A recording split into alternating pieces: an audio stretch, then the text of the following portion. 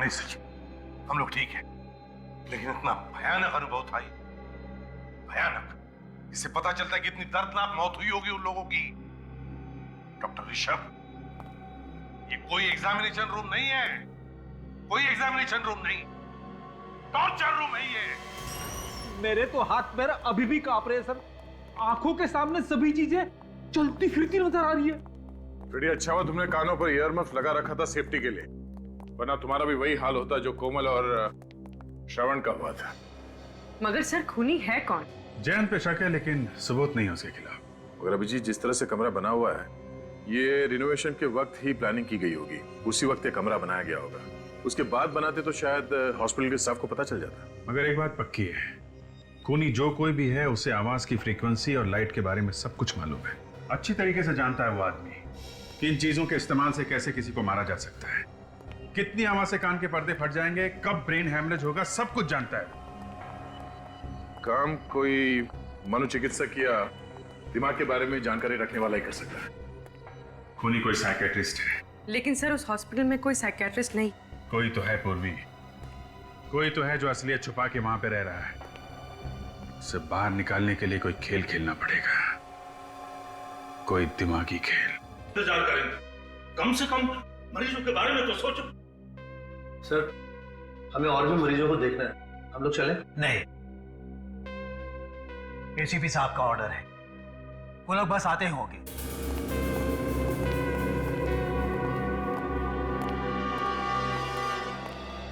Sir, पता चला कि खूनी कौन है? हाँ बिल्कुल पता चल गया, बस थोड़ी देर में बता देंगे। लेकिन फिलहाल हम आप लोगों की हिफाजत करने के लिए आए हैं। किस तरह की हिफाजत सर? आप लोगों पर जिस तरह से हमले हो रहे हैं, उन हमलों से आपकी हिफाजत। सर, ऐसा हो सकता है? इन हमलों से बच सकते हैं हम लोग? क्यों नहीं बच सकते? आप लोगों के कान के पर्दे फटना, ब्रेन हेमरेज होना, इन सभी हमलों से आप बच सकते हैं, क्योंकि हमारे फोरेंसिक सर्जन डॉक्टर साळुंखे इन्होंने एक स्पेशल इंजेक्शन बनवाया है उसके लिए। कहीं हम लोग और भी बीमार तो नहीं हो जाएंगे इस इंजेक्शन से? जी नहीं, आप लोग बिल्कुल मत घबराइए। बहुत सारे टेस्ट करने के बाद ये इंजेक्शन बनाया गया है। मैंने अपने ऊपर भी टेस्ट किया इस इंजेक्शन को। बिल्कुल चिंता मत कीजिए, कोई प्रॉब्लम नहीं होगी। डॉक्टर साळुंखे बताएंगे कि इस इंजेक्शन में कौन सी दवाई है? आई मीन फॉर्मूला क्या है? आप लोगों में से कोई दिमाग का डॉक्टर होगा तो पहचान सकता है फार्मूला क्या है। फिर भी सर, आप बताइए तो सही। सोडियम पेंटाथॉल सीरम है इसका नाम। लाओ, आ दो। क्या कर रहे हैं आप? क्या हो गया डॉक्टर दुष्यंत? आपने अपना हाथ पीछे क्यों खींच लिया? कुछ परेशानी है क्या आपको? नहीं, कोई परेशानी नहीं है, लेकिन ये समझ में आ गया है कि आप लोग क्या करने जा रहे हैं। अरे वाह, क्या बात है, बड़े होशियार हैं आप डॉक्टर दुष्यंत। हैं? तो फिर बताइए क्या करने वाले हैं हम? आप लोग हम सबको बेवकूफ बना रहे हैं, क्योंकि सोडियम पेंटाथॉल मानसिक रोग दूर नहीं करता है, बल्कि सच्चाई उगलवाने की दवा है जो कि अपराधियों को दी जाती है। डॉक्टर दुष्यंत, ये सब आप कैसे जानते हैं? वो डॉक्टर दुष्यंत तो और भी बहुत कुछ जानते हैं, है ना डॉक्टर दुष्यंत? ईएनटी स्पेशलिस्ट, कान नाक और गले के स्पेशलिस्ट। वैसे आप मत घबराइए, इसमें सिर्फ ग्लूकोज का पानी है। हाँ डॉक्टर दुष्यंत, तुम्हारी सच्चाई जानने के लिए किया हुआ ये ड्रामा है, समझे? बोलिए क्या बोलना है?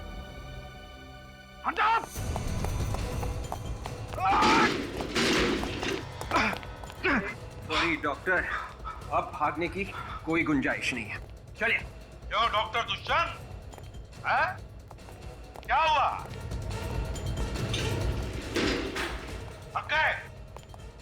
आपका क्यों? सर, इसे ऐसी सजा देना जो जिंदगी में फिर कभी ऐसा गुनाह करने के बारे में सोचे भी तो रूह कांप जाए इसकी। तो बताओ क्यों किए ये खून तुमने? हॉस्पिटल बंद करवाने के लिए। एक डॉक्टर होते हुए भी हॉस्पिटल बंद करवाना चाहते थे आप? इतना घिनौना काम क्यों? क्योंकि किसी ने मुझे पैसों को लालच दिया था। वो जानता था कि मैं दिमाग का डॉक्टर हूं, बिना हथियार के मैं किसी का भी आसानी से खून कर सकता हूं, और इसमें सारिका भी मेरे साथ थी। तो फिर तुमने सारिका को मारा क्यों? क्योंकि उस तक आप पहुंचने वाले थे। मुझे डर था कि अगर उसने मुंह खोल दिया तो मैं मारा जाऊंगा, इसलिए मैंने उसे भी जान से मार दिया। पैसों की लालच वो किसने दिखाई तुम्हें? दामोदर ने। वो यहाँ पर एक मॉल बनाना चाहता था। और तुम भूल गए कि तुम एक डॉक्टर हो। जान बचाना तुम्हारा काम है, जान लेना नहीं। भूल गए तुम। पेशे से गद्दारी की तुमने, हिपोक्रेटिस की शपथ भूल गए तुम। 3-3 खून किए। अब जेल में सड़ते बैठना, फांसी का ऑर्डर आने तक।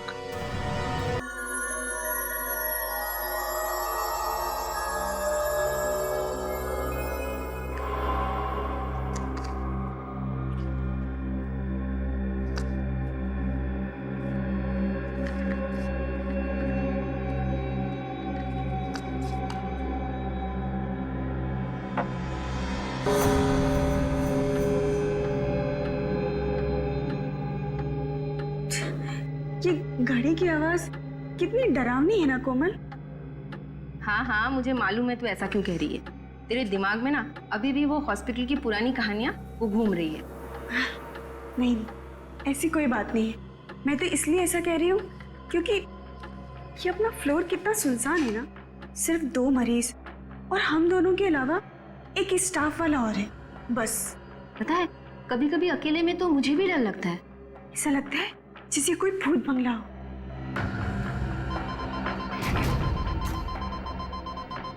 कोमल, एक इमरजेंसी है फर्स्ट फ्लोर पे। मैं अभी आती हूँ। हाँ।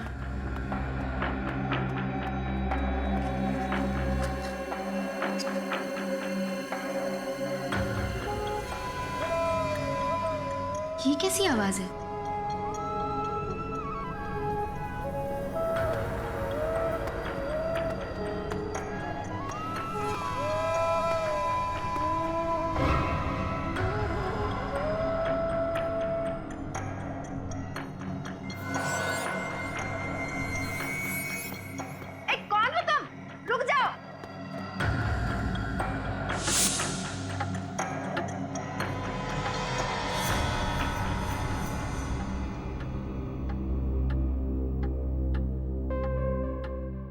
ये काम अधूरा छोड़कर कोमल कहाँ चली गई?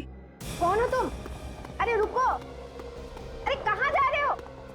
अरे कुछ जवाब क्यों नहीं देते? रुक जाओ। अरे अरे सुनिए तो सही, सुनिए, रुकिए। अरे सुनो। जी मैम। तुमने कोमल को देखा कहीं? नहीं मैम, मैं इस फ्लोर पे नहीं हूँ और अभी अभी आया हूँ ये सामान रखने के लिए। ये आवाज किसकी आ रही है? पता नहीं मैम।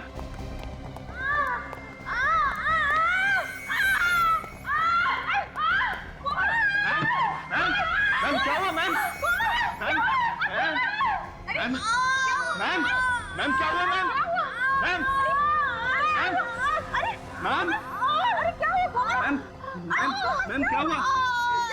एक आदमी सफेद कौन सफेद कपड़ों में क्या हुआ? मैम मैम इनके कानों से तो खून आ रहा है। जल्दी से इसे चलेगा, आईसीयू ले जाना पड़ेगा। जल्दी जल्दी। जी मैम। कोमल क्या हुआ? अरे कोमल क्या हुआ बता।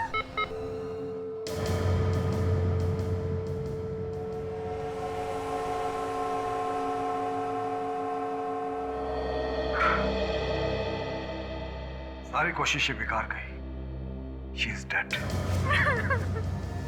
ऐसा इसने क्या सुन लिया जिससे इसके कान के पर्दे भी फट गए और ब्रेन हेमरेज भी हो गया। इसके दिमाग में कोई बीमारी थी, इसने कभी ऐसा कुछ नहीं बताया था। सब उस कॉरिडोर में ही कुछ हुआ था, वरना ये तो ठीक ठाक थी। जब तुम्हें ऐसी हालत में मिली थी, इसने तुमसे कुछ कहा था? नहीं सर, मुझसे तो कुछ भी नहीं कहा था, लेकिन हाँ एक आदमी से डरी हुई थी और कह रही थी कि उसे कोई आदमी दिखा था जो सफेद कपड़ों में लिपटा हुआ था। सफेद कपड़ों में?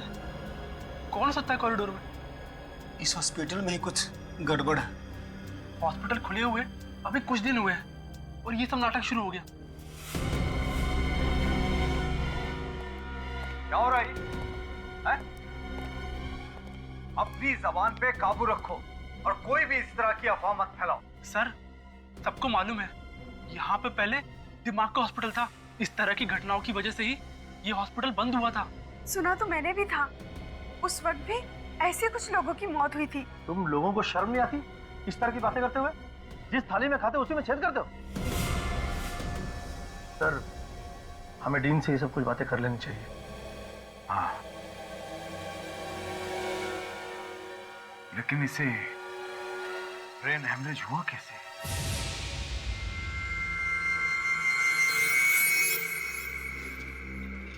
अरे यार श्रवण, ये कॉरिडोर तो ठीक ठाक दिखता है, फिर कोमल मैडम की मौत कैसे हो गई? वो सब बातें मत कर, कोई सुन लेगा। हमें क्या लेना देना उस बात से? लेना देना है, आखिर उसकी मौत अचानक कैसे हो गई बिना किसी वजह के? रात को 4 बजे ये सब बातें डिस्कस कर रहा है तू? आसपास कोई हो सकता है। कहाँ पे? मैं बोल भी नहीं सकता हूँ, वो सुन लेंगे तो नाराज हो जाएंगे। तुम्हें ना यार पक्का डरपोक है।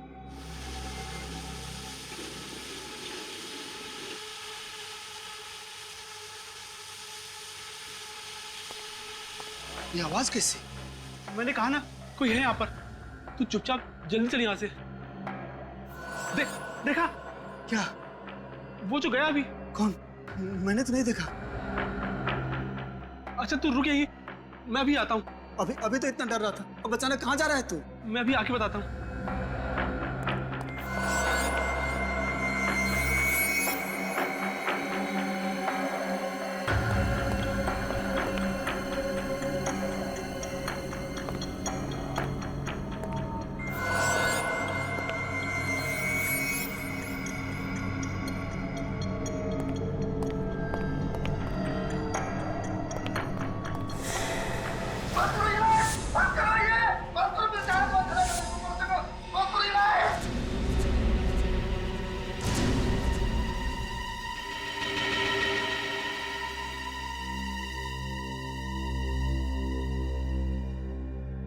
समझ में नहीं आ रहा। श्रवण के कान के पर्दे फट गए और कोमल के भी, और फिर दोनों को ब्रेन हेमरेज हो गया था। जो साइकियाट्रिस्ट इसे चेक करके गया है, वो कह रहे थे कि इसके दिमाग में डर बैठ गया है। जब तक इसका डर दूर नहीं होगा, ये कुछ नहीं बता पाएगा। लेकिन मेरी समझ में नहीं आ रहा कि मैं लोगों को कैसे समझाऊं, क्या बताऊं उन्हें। चारों तरफ हॉस्पिटल की बदनामी हो रही है, लोग तरह तरह की बातें करने लगे हैं। सर, लोग ऐसे ही तरह तरह की बातें नहीं कर रहे। इस हॉस्पिटल में जरूर कुछ गड़बड़ है, मगर आप लोग बातें छुपाने की कोशिश कर रहे हैं। मुझे नहीं रहना यहाँ पे, मैं आज ही यहाँ से चला जाऊंगा, किसी दूसरे हॉस्पिटल में अपना इलाज करा लूंगा। प्लीज प्लीज, आप लोग इस तरह की उल्टी सीधी बातें करके मामले को तूल मत देना। देखिए, मैंने सीआईडी को इन्फॉर्म किया है, अब सच्चाई क्या है ये वो लोग ही ढूंढ निकालेंगे। हाँ, इसलिए ढूंढ निकालेंगे आप। दूध का दूध और पानी का पानी कर देंगे। Thank you sir, thank you, आप लोग आ गए। सर, मैं डॉक्टर ऋषभ, इस हॉस्पिटल का डीन, और यह है डॉक्टर केतन और यह है डॉक्टर दुष्यंत। सर, अब आप लोग ही बचा सकते हैं हमारे हॉस्पिटल को बंद होने से। बताइए क्या हुआ है? हमारे हॉस्पिटल की एक नर्स कोमल और एक वार्ड बॉय श्रवण, इन दोनों की मौत हो गई है। और ये दूसरा वार्ड बॉय चंदन, इसके कान के पर्दे फट गए हैं। श्रवण और कोमल, इनकी मौत कैसे हुई? कानों के पर्दे फटने से और ब्रेन हेमरेज से। सर, हमारी नर्स सारिका, इसका कहना है कि कोमल कॉरिडोर में भागती हुई आई और गिर गई। उसके दोनों कानों से खून बह रहा था और वो जोर जोर से चिल्ला रही थी। सारिका नाम है ना तुम्हारा? सारिका, कोमल ने मरते वक्त तुमसे कुछ कहा? सर, कोमल किसी सफेद कपड़े में लिपटे हुए एक आदमी के बारे में बता रही थी। क्या बताया उसने? सर, पूरी बात बताने से पहले ही वो बेहोश हो गई।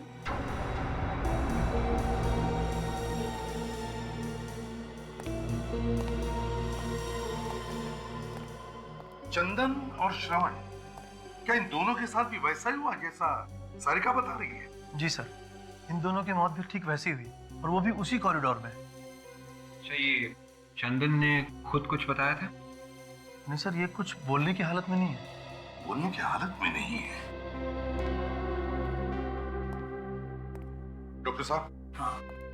चंदन, श्रवण और कोमल, इन तीनों के मेडिकल रिपोर्ट्स और चंदन का ब्लड सैंपल चाहिए हमें। श्योर। और वो कॉरिडोर दिखाइए जहां पर कान के पर्दे फटने से और ब्रेन हेमरेज से दो मौतें हुई हैं। आइए सर। चलिए।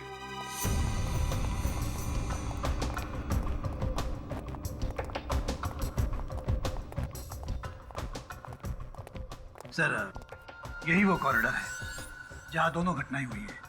सारिका, तुम उस वक्त कहां पर थी? सर, मैं और कोमल सामने कैबिन में बैठे हुए थे सर।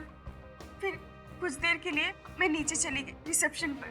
जब वापस आकर देखा तो कोमल कैबिन में नहीं थी सर। तभी मैंने देखा कि वो वहां से भागती हुई आ रही है और उसके कान से बहुत खून निकल रहा था सर।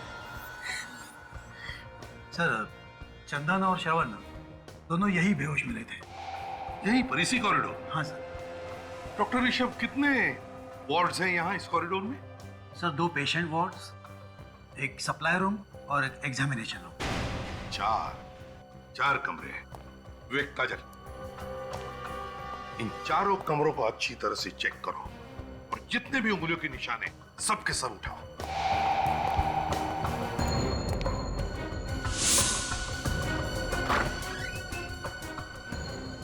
इसे एक बात बताओ, कोमल ने जो सारिका को बताया था उस सफेद कपड़े में लिपटे हुए आदमी के बारे में, क्या तुमने देखा है उसे? नहीं सर, सफेद कपड़ों में ऐसा कोई आदमी नहीं दिखा आज तक। मगर हाँ, कभी कभी अजीब सी आवाज जरूर सुनी है। आवाज? जी सर। कैसी आवाज? सर, जैसे किसी पाइप में से कोई हवा पास हो रही हो।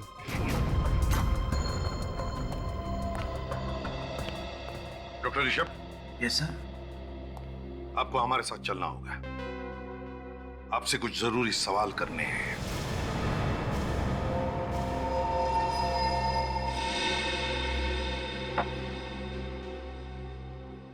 देखिए मिस्टर ऋषभ, घबराइए मत। अखबार में छपने से आपका हॉस्पिटल बंद नहीं होगा। बंद तो नहीं होगा सर, लेकिन बदनामी तो होगी ना। हाँ, बदनामी तो जरूर होगी, क्योंकि वहां काम ही कुछ ऐसा हुआ है। सबसे पहले तो आप अपने स्टाफ को समझाइए। सबके सब चिल्ला रहे हैं कि वो जगह डरावनी है। सर, मैंने बहुत समझाया उन लोगों को कि वो जगह डरावनी नहीं है, लेकिन 1970 में जब वहाँ दिमाग का हॉस्पिटल बना था, तभी से किसी ने अफवाह फैला के रखी है वहाँ। अफवाह? कैसी अफवाह? यही कि उस जगह में कुछ गड़बड़ है और इसीलिए वो दिमाग का हॉस्पिटल बंद कर दिया गया था। लेकिन उसके कुछ दिनों बाद हमारे चैरिटेबल ट्रस्ट ने फिर से परमिशन लेके ये हॉस्पिटल बनाया था। अब तक तो सब कुछ ठीक ठाक था, लेकिन अचानक ये मौत होने लगी। देखिए ऋषभ जी, ये मौत अचानक नहीं हो रही है। कोई है जो जानबूझ के ये खून कर रहा है। कौन हो सकता है वो सर? ये आप बताइए। आपको किसी पे शक है? सोच के बताइए। कोई ऐसा आदमी जिसे आपके हॉस्पिटल बंद होने से फायदा होता हो? हाँ सर, कुछ लोग तो है जिन्हें हॉस्पिटल बंद होने से फायदा होगा। कौन लोग हैं वो? कुछ बिल्डर्स है सर, जिन्हें हमारे हॉस्पिटल के बारे में सब कुछ पता है। क्या क्या पता है? यही कि हमारा ट्रस्ट बिल्डिंग तोड़ के नया हॉस्पिटल नहीं बना सकता। मगर हमारे ट्रस्ट ने उसी बिल्डिंग को रंग और प्लास्टर करके ये नया हॉस्पिटल शुरू कर दिया है। उन बिल्डर्स को लगा होगा कि ये ट्रस्ट गरीब है, इसलिए अफवाह सुन के जगह छोड़ के भाग जाएंगे। ठीक है, आप जाइए। और हाँ, उस फ्लोर पे जितने भी मरीज हैं उन सबको वहां से हटा दीजिए। जरूर सर। क्या? चलो। इस हॉस्पिटल का इतिहास टटोलना होगा और बिल्डर्स के बारे में भी पता करो। कौन लोग हैं जो हॉस्पिटल बंद कराना चाहते हैं।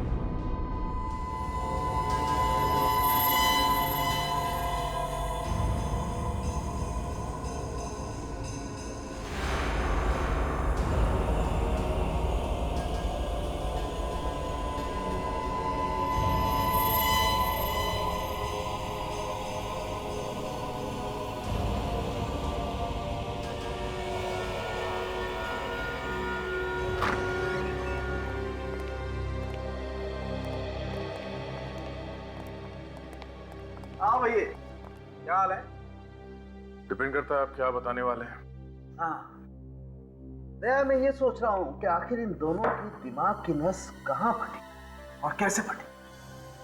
क्योंकि देखो, ये दोनों के दोनों जवान हट्टे कट्टे, तो फिर इन्हें ब्रेन हेमरेज हुआ कैसे?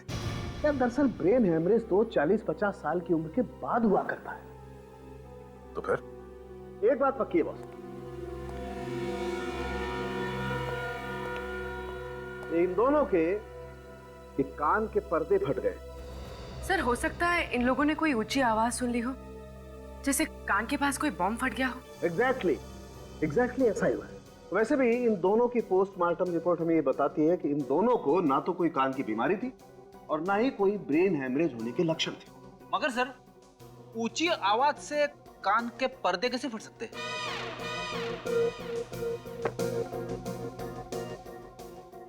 अपना कान यहाँ लाओ, अपना कान मेरे मुंह के पास लाओ। हाँ! जवाब मिल गया क्या? क्या बोला? ये तो गया।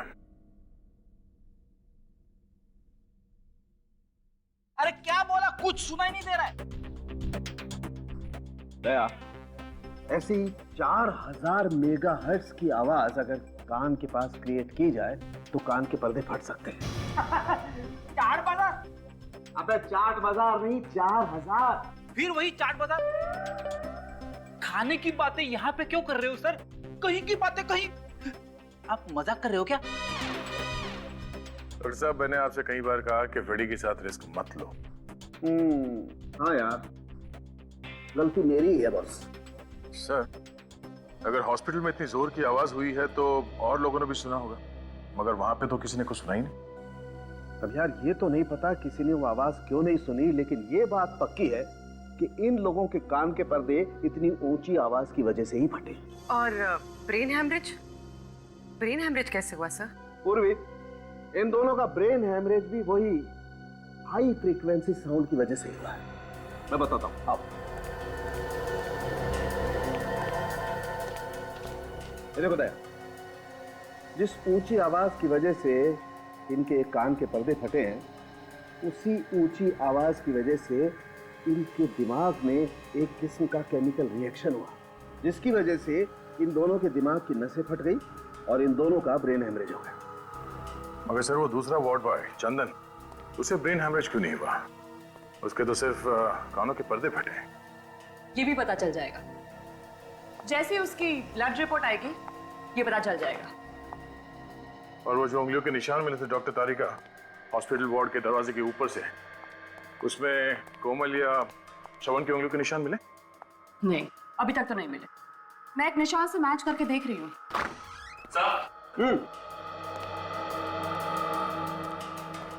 सर, चंदन के खून की रिपोर्ट। Okay, thank you.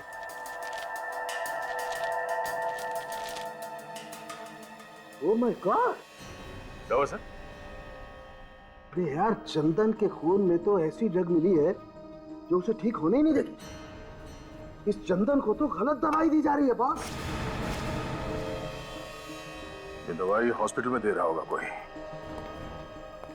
ये दवाइयां बंद करनी होगी, वरना वो कभी हमें सच्चाई नहीं बता पाएगा। छोड़ दो मुझे, जाने दो, छोड़ दो मुझे, छोड़ दो मुझे, जाने दो, छोड़ दो, छोड़ दो। ममता, इसे नींद का इंजेक्शन दो, जल्दी। छोड़ दो मुझे, छोड़ दो मुझे, छोड़ दो मुझे, छोड़ दो मुझे, छोड़ दो मुझे, छोड़ दो मुझे,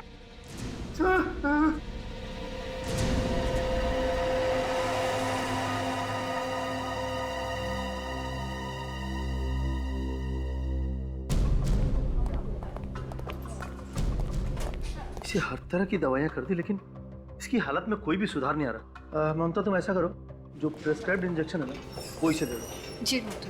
1 मिनट, बंद करिए, रोको। इसे अब और उल्टी सीधे दवाएं नहीं दी जाएंगी, समझे? आप कौन सी उल्टी सीधी दवाइयों के बारे में बात कर रहे हैं? भाई, जो आप लोग इसे दे रहे हैं, इससे ये कभी ठीक नहीं होगा। ये क्या कह रहे हैं आप? देखिए, हमें इसके खून में साइको रिएक्टिव ड्रग्स मिले हैं, जिससे इसका दिमाग हमेशा के लिए बंद हो जाएगा। लेकिन ये कैसे हो सकता है? हम तो इसे वही दवाइयां दे रहे हैं जो प्रेस्क्राइब्ड है। ये देखिए इस पे लेबल भी लगा हुआ है। देखिए डॉक्टर साहब, आप हमारी बात को समझ नहीं रहे। लेबल कुछ भी लगा हो, लेकिन अंदर दवाई नकली है। इसकी दवाई बदली गई है। लेकिन ये ऐसा कौन कर सकता है?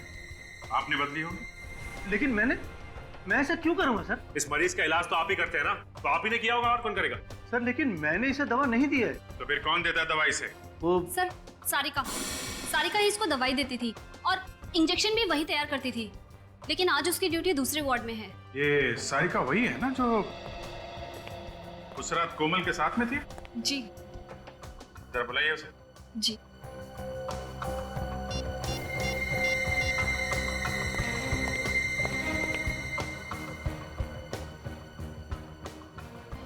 सर वो फोन नहीं उठा रही है। सर कहीं वो भाग तो नहीं गई?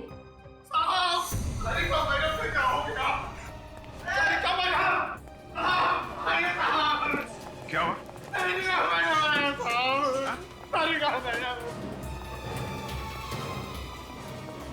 ओह नो। देखो जरा। ये तो मर चुकी है।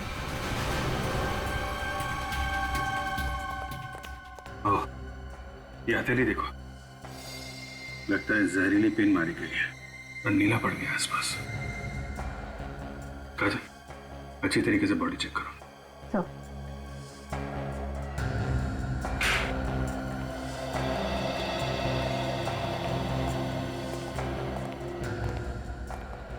कैसे हुए ये सब? साहब मैं डिटर्जेंट का बॉटल लेने गया था साहब, तो उसी टाइम देखा कि सारिका मैडम मरी पड़ी है। तुमने यहाँ पे और किसी को देखा? नहीं साहब। सर मैंने 15 मिनट पहले सारिका मैडम को कॉरिडोर पे देखा, वो बिल्कुल ठीक थी सर। फिर पता नहीं सर उनको क्या हो गया। अच्छा, जब तुमने इसे देखा था तो ये अकेली थी या इसके साथ में कोई और भी था? नहीं सर, वो अकेली थी। वो तो सर अपना हाजिरी बना के स्पेशल वार्ड में किसी मरीज का ब्लड प्रेशर चेक करने गई थी। मैंने भी उससे नई दवाइयों की फाइल के बारे में पूछा था, तब तक तो वो सही थी। फिर कौन मार गया उसे? सारिका खूनी को जानती थी। ऐसा ही लगता है। और खूनी को लगा हुआ कि हम इस सारिका तक पहुंचने वाले हैं, इसलिए उसने सारिका का खून कर दिया। इस सारिका तो सिर्फ एक मारा थी अभिजीत। असली खूनी तो अभी भी शराफत का मुखौटा लगाकर घूम रहा है हॉस्पिटल में। इसके शराफत का मुखौटा उतारने के लिए कोई चाल चलनी पड़ेगी दया, क्योंकि खूनी को पता चल चुका है हम उस तक पहुंचने वाले हैं, इसीलिए उसने सारिका को मार दिया। सारिका के हस्बैंड से पूछताछ करेंगे, उसे कुछ ना कुछ तो मालूम होगा वो किसके लिए काम करती थी। मगर वो भाग गया, कभी न कभी तो वापस आएगा ना। सर इस हॉस्पिटल का ब्लूप्रिंट मिल गया है सर, और ये फाइल है सर, इसमें उस हॉस्पिटल की पूरी जानकारी है सर। और सर ये वो नक्शा है जब वहाँ पे दिमाग का हॉस्पिटल था सर, और ये वाला अभी का है, अभी के चैरिटेबल हॉस्पिटल का सर। ये दिमाग का हॉस्पिटल बना 1970 में और बंद हुआ 1990 में। जी, इस दोनों नक्शे में कुछ ज्यादा फर्क नहीं है, बिल्कुल एक ही जैसे हैं। ये बिल्डिंग बनाया गया, बस ये कुछ ब्लॉक्स बनाए गए नहीं, बाकी तो वैसे ही है। डीन भी यही कह रहा था। इस नक्शे को देखकर लगता नहीं है कि इसमें कोई ऐसा कमरा है जहां से 4000 हर्ट्ज के आवाज निकलती होगी। कमरा तो बना है दया, वो भी काफी सोच समझ के, क्योंकि उन लोगों को मालूम था कि बिल्डिंग के बनावट के साथ छेड़छाड़ करेंगे तो बिल्डिंग गिर जाएगी। पर सर उस कमरे के बारे में पता चलेगा कैसे? उन उंगलियों के निशान से पता चलेगा जो दरवाजे पे से उठा के लाए गए।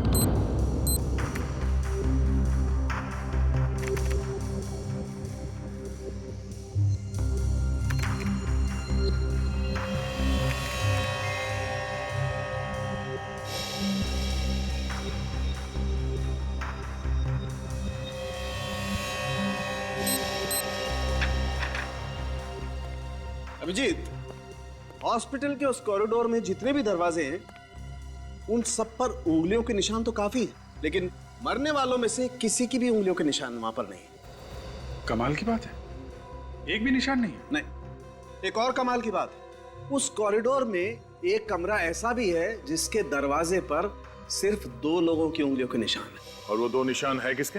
विवेक और काजल के। विवेक और काजल की उंगलियों के निशान उस दरवाजे पे मिले? शायद हुआ ऐसा होगा कि खूनी ने जाते वक्त दरवाजे पर जितने भी उंगलियों के निशान थे सब साफ कर दिए, लेकिन जब काजल और विवेक कमरे में चेक करने के लिए पहुंचे तो उनकी उंगलियों के निशान उस दरवाजे पर रह गए। मतलब खूनी हॉस्पिटल का ही कोई आदमी है, और उन दोनों मरने वालों को जो कुछ भी हुआ है उस कमरे में ही हुआ है। शायद खूनी वहां छुप के बैठा होगा। मगर उस कमरे को विवेक और काजल ने बहुत अच्छी तरह से चेक किया और वहां पे ऐसी कोई चीज नहीं मिली जिसकी आवाज से कानों के पर्दे फट जाएं। फिर भी दया, फिर से चेक करना पड़ेगा वो कमरा। सर, 2 बिल्डर्स के बारे में पता चला है सर, जो दुआ कर रहे कि हॉस्पिटल बंद हो जाए और वो लोग उसे खरीद सके। अच्छा, कौन लोग है ये? एक है जयंत और दूसरा दामोदर। सर, ये जयंत वहाँ पे एक हाउसिंग सोसाइटी बनाना चाहता है और दामोदर वहाँ पे एक बड़ा सा मॉल बनाना चाहता है। तो फिर इन दोनों में से कोई है जो हॉस्पिटल को बदनाम करके फायदा उठाना चाहता है। एक अजीब बात और है सर। अरे तो पेट में क्यों छुपा रखा है, बता ना, क्या अजीब बात है? ये दामोदर पिछले 1 महीने से कर्नाटक में है, लेकिन जयंत उसी हॉस्पिटल में भर्ती है जहाँ पे ये सब हो रहा है। अच्छा, जयंत उसी हॉस्पिटल में है।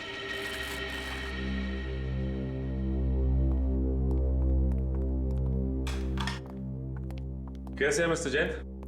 कैसी है तबीयत आपकी? क्या बताऊं सर, कैसा हूं। यहाँ खून हो रहा है, चारों तरफ डर है, मैं भी डरा हुआ हूं। हमें तो लगा कि आप बहुत खुश होंगे कि 2-4 लोग और मर जाएं और ये हॉस्पिटल बंद हो जाए, और हॉस्पिटल के बंद होते ही यहाँ पे आप एक नई बिल्डिंग खड़ी करते। सर, जयंत बहुत बड़ा आदमी है, उसके साथ छेड़छाड़ करने से हंगामा हो सकता है, और फिर अगर न्यूज़पेपर में आ गया तो हमारे हॉस्पिटल की बदनामी होगी सर। तो अब क्या हो रहा है, हैं? अब क्या हो रहा है डॉक्टर ऋषभ? कोई कसर बाकी है हॉस्पिटल की बदनामी होने की? जो कुछ भी हुआ है ना, इसी कमरे में हुआ है, इसी कमरे में। सर, यहाँ तो मरीजों की जांच होती है। तो फिर इसका मतलब है बहुत सारे मरीज आते होंगे इस कमरे में। हाँ। तो फिर उनके उंगलियों के निशान कैसे नहीं इस कमरे के दरवाजे पर? क्या बिना हाथ लगाए अंदर घुस आते? क्या आप क्या कह रहे हैं? मैं भला ऐसा क्यों करूंगा? मैं कुछ समझा नहीं। इतने नासमझ तो आप लगते नहीं हैं। आप इस हॉस्पिटल की जमीन को खरीदना चाहते हैं ना, इसलिए हॉस्पिटल को बदनाम करने के लिए आपने लोगों का खून कर दिया। यहाँ का स्टाफ और यहाँ के मरीज हॉस्पिटल छोड़कर भाग रहे हैं, लेकिन आप है कि यहीं पे चिपके हुए। क्यों? मैंने खून नहीं किया। तो फिर हॉस्पिटल में मरीज बन के आने का आपका मकसद क्या है? मरीज हूँ तो मरीज बनकर ही आऊंगा ना। रेडी? या जितनी भी मशीन है, एक एक मशीन को अच्छी तरह से चेक करो, एक एक मशीन को। कोई भी चीज छूटनी नहीं चाहिए। वो चीज यहीं पर छुपी है जिसमें से वो भयानक आवाज आकर लोगों के कानों के पर्दे फटे, समझे? वैसे ये आपकी रिपोर्ट तो बताती है कि आपके दिल में दर्द उठा था और आप भागते हुए हॉस्पिटल चले आए थे, लेकिन हॉस्पिटल के डॉक्टर्स का कहना है कि आपके सीने में दर्द वर्द कुछ नहीं हुआ था, सब नाटक था। जब तक दर्द चला गया था। ओह, आपका दर्द चला गया, लेकिन आप यहाँ पे चिपक कर बैठ गए। क्यों? बोलती बंद हो गई ना? इस हॉस्पिटल में जो भी खून हो रहे हैं आपकी देखरेख में हो रहे हैं, और यहाँ तक कि कोमल और सारिका का खून भी आप ही ने करवाया है। ऐसी कौन सी चीज है वो? ये जो आपकी सारी मशीन है ना, सब खोल कर देखेंगे, पता चल जाएगा कहां से आवाज आती है। वो खोल के देखेंगे? जी हाँ। ये मशीनें खराब हो जाएगी सर, बहुत कीमती मशीनें हैं ये। आपकी मशीनें कीमती है या इंसान की जान कीमती है? कैसे डील है आप? कैसे डॉक्टर है आप? आपको ऐसे नहीं लगता कि पता लगाना चाहिए क्यों जाने जा रही है लोगों की? रेडी? ये सारी मशीन खोलने का हमारे पास सामान है ना? है ना सर, गाड़ी में लेकर आओ, और मजदूर भी लेकर आओ। कुछ तोड़ के देखना है। तोड़ना है? सर, आप मानो या ना मानो, ये खून मैंने नहीं किए।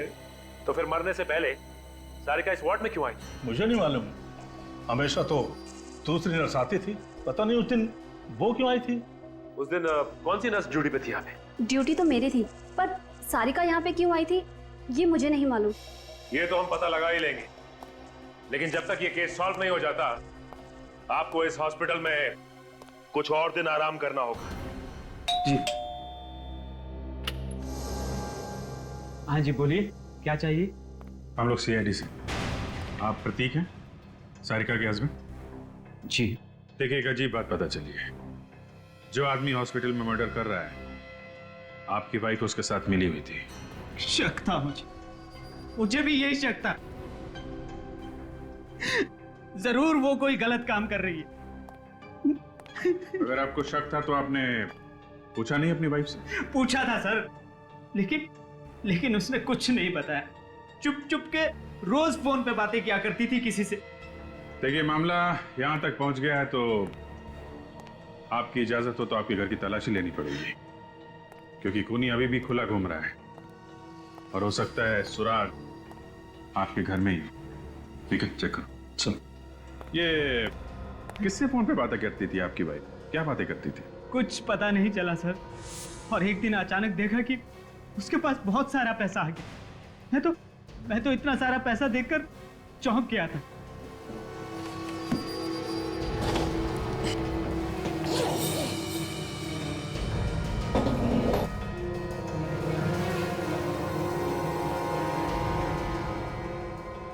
सर, तो म्यूजिकल इंस्ट्रूमेंट यह बजाते हैं? ये कहां से आई? अच्छा, आपके घर में मिला और आपको मालूम नहीं? कहां से आई? सर मुझे कुछ नहीं मालूम, मैं तो इसे पहली बार देख रहा हूँ। सर, कहीं वो इंस्ट्रूमेंट तो नहीं है जिसकी अजीब सी आवाज उस कॉरिडोर में सुनाई देती थी? हो सकता है ये बजता था और लोग वहां पहुंच जाते थे ये सुनने के लिए कि क्या बज रहा है। मगर हाँ, कभी कभी अजीब सी आवाज जरूर सुनी। आवाज? जी। कैसी आवाज? सर, जैसे किसी पाइप में से कोई हवा पास हो रही हो। यही है, वैसी आवाज जैसे उस मरीज ने बताई थी। ये सारिका किसके लिए काम कर रही थी?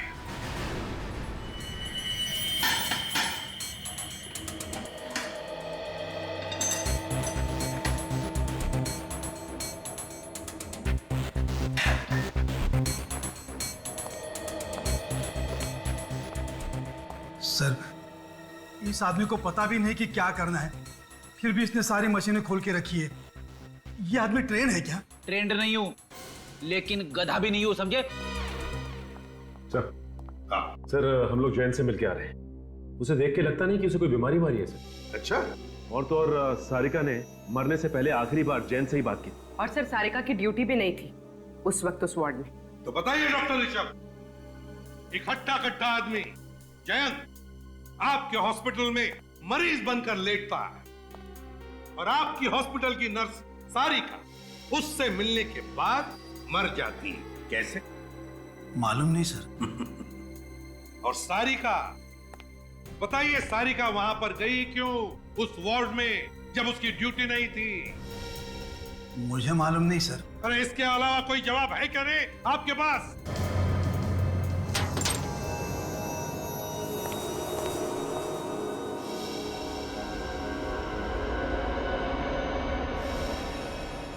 सर,